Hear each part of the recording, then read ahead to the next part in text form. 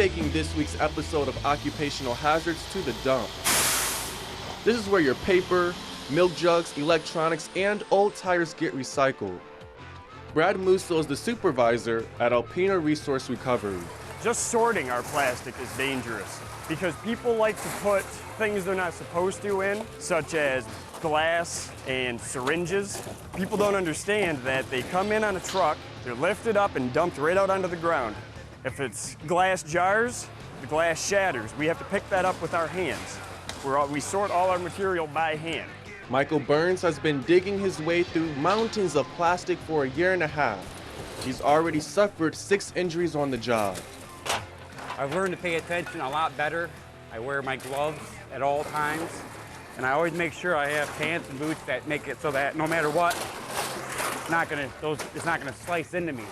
You know, if my boots are all cut up, that's from knives and cans on the floor. It all goes back to safety, protecting your hands, watching your steps. You can't be too careful. One of the dangers, as one of our employees learned, is as the bales are coming out of this baler, it goes along these rollers. This is good for getting the bales out, but if you're not careful, you could get your foot caught between the bale and one of these rollers, and that'd be the end of your foot.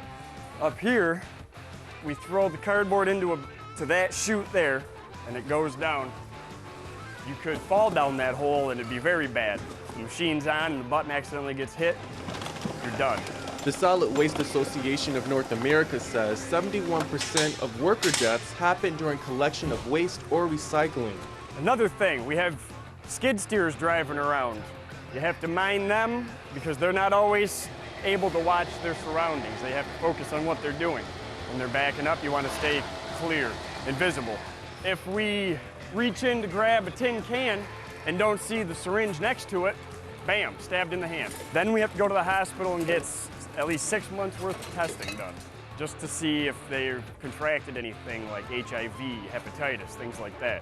I actually had two diabetic needles, and they looked like the little tiny .05 ones, sticking almost crisscross in my glove, and it scared me.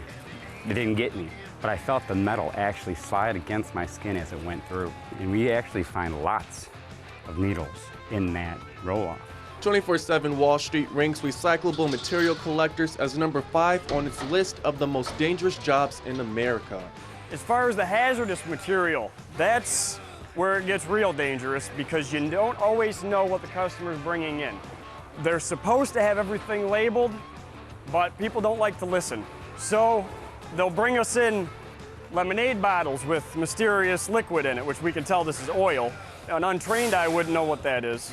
We don't have any kind of special equipment here that we could just pour it into and test to see what it is.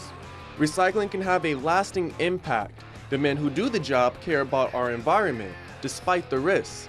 I don't want to say it's a community service because that makes it sound like I'm forced to do it, but it is a great service to the community and the world in general.